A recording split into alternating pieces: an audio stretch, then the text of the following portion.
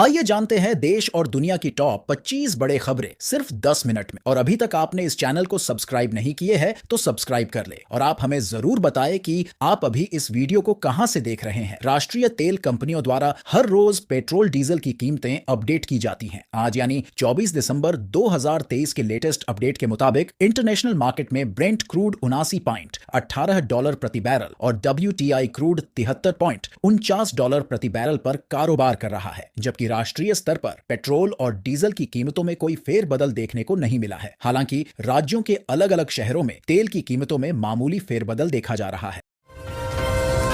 विधानसभा चुनाव के बाद शिवराज सिंह चौहान ने सियासी परिपक्वता का परिचय दी। मुख्यमंत्री पद के प्रबल दावेदार होने के बावजूद न किसी दौड़ में शामिल हुए और न ही कोई लैबिंग की। दिल्ली जाकर आलाकमान से मुलाकात की भी जरूरत नहीं समझी। पत्रकारों ने पूछा तो बेबाकी से जवाब दिया कि दिल्ली जाकर पद मांगने के बजाय वे मर जाना अच्छा समझेंगे।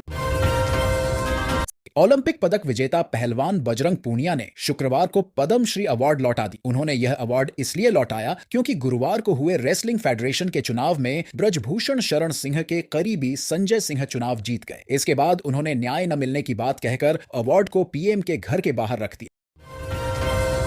उत्तर प्रदेश के नोएडा में मोटिवेशनल स्पीकर विवेक बिंद्रा के खिलाफ एफआईआर दर्ज हुई है। विवेक बिंद्रा पर आरोप है कि उन्होंने अपनी पत्नी के साथ मारपीट की है। मामूली विवाद में पत्नी के साथ मारपीट करने के मामले में मोटिवेशनल स्पीकर विवेक बिंद्रा के खिलाफ नोएडा के सेक्टर 126 थाने में केस दर्ज हुआ है। पुलिस ने इसकी जानकारी दी। पुलिस ने बताया कि पीड़ित महिला के भाई की शिकायत पर मामला दर्ज किया गया।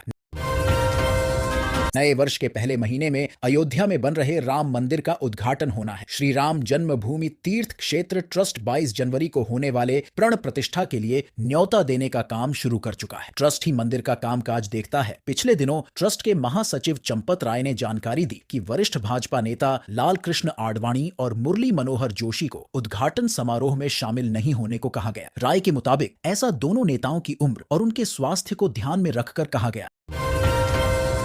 देश में खाद्य तेलों की कीमतों को बढ़ने से रोकने के लिए केंद्र सरकार ने इन पर लागू हुई आयात शुल्क व्यवस्था को मार्च 2025 तक बढ़ा दिया है। वित्त मंत्रालय की एक आधिकारिक अधिसूचना में कहा गया है कि घटी हुई ड्यूटी मार्च 2024 में समाप्त होने वाली थी, लेकिन अब मार्च 2025 तक जारी रहेगी। सरकार के इस फैसले से खाद्य तेलों की कीमतों पर लगाम लगी रहेगी और लोगों का बजट नहीं बिगड़ेगा। केंद्र की मोदी सरकार महंगाई को कंट्रोल में रखने के लिए जी तोड़ प्रयास कर रही है। इसी कड़ी में यह कदम उठाया गया।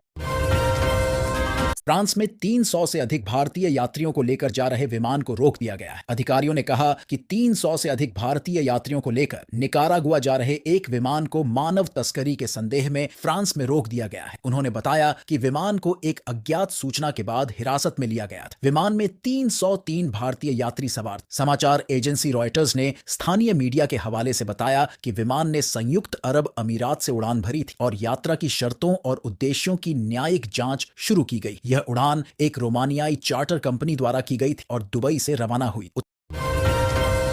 उत्तरकाशी के टनल में फंसे 41 मजदूरों को निकालने में रैट माइनर्स का अहम योगदान रहा है। रैट माइनर्स ने मात्र कुछ ही घंटों में सुरंग को खोदकर सफलता हासिल की। इस उपलक्ष्य में उत्तराखंड सरकार ने प्रत्येक रैट माइनर्स को 50,000 रुपए की सम्मान धनराशि दिए जाने का ऐलान किया। वहीं अब रैट माइनर्स ने ये सम्मान राशि लौटाए जाने की घोषणा की है। उन्होंने कहा कि इस राशि से उनका कुछ भला नहीं होने वाला है। वह यह राशि टनल में फंसे मजदूरों को देना चाहेंगे। गोवर्धन मठपुरी पीठाधीश्वर श्रीमद जगद्गुरु शंकराचार्य स्वामी श्री निश्चलानंद सरस्वती महाराज ने धार्मिक नगरी उज्जैन में 3 दिवस के लिए धर्म सभा करने पधारे। यहाँ उन्होंने पहले दिन कहा कि राम मंदिर निर्माण मामले में प्रधानमंत्री नरेंद्र मोदी ने उत्तर प्रदेश सहित पूरे देश को एक बड़े खतरे में डाल दिया है, क्योंकि अयोध्या में इन दिनों पूरे देश से अच्छी नंबर 1 मस्जिद बनाने की तैयारी की जा रही है और ये आने वाली पीढ़ी के लिए बहुत बड़ा खतरा साबित होगी। बहुत जल्द एक खास ट्रेन के जरिए भगवान राम की नगरी से मां सीता की जन्मभूमि का सीधा संपर्क होगा। पहली अमृत भारत एक्सप्रेस ट्रेन भगवान राम की जन्मभूमि अयोध्या को मां सीता की जन्मभूमि सीतामढ़ी से जोड़ने को तैयार है। अमेरिका के पूर्व राष्ट्रपति डोनाल्ड ट्रंप को अमेरिकी सुप्रीम कोर्ट से बड़ा झटका लगा है। सुप्रीम कोर्ट ने जल्द सुनवाई करने के ट्रंप के रिक्वेस्ट को खारिज कर दिया। कोर्ट ने कहा कि वह इस मामले में जल्द सुनवाई नहीं करे। दरअसल ट्रंप ने निचली अदालत के फैसले को सुप्रीम कोर्ट में चुनौती दी थी और इस मामले में जल्द सुनवाई की अपील की थी, मगर शीर्ष अदालत ने ट्रंप के रिक्वेस्ट को खारिज कर दिया।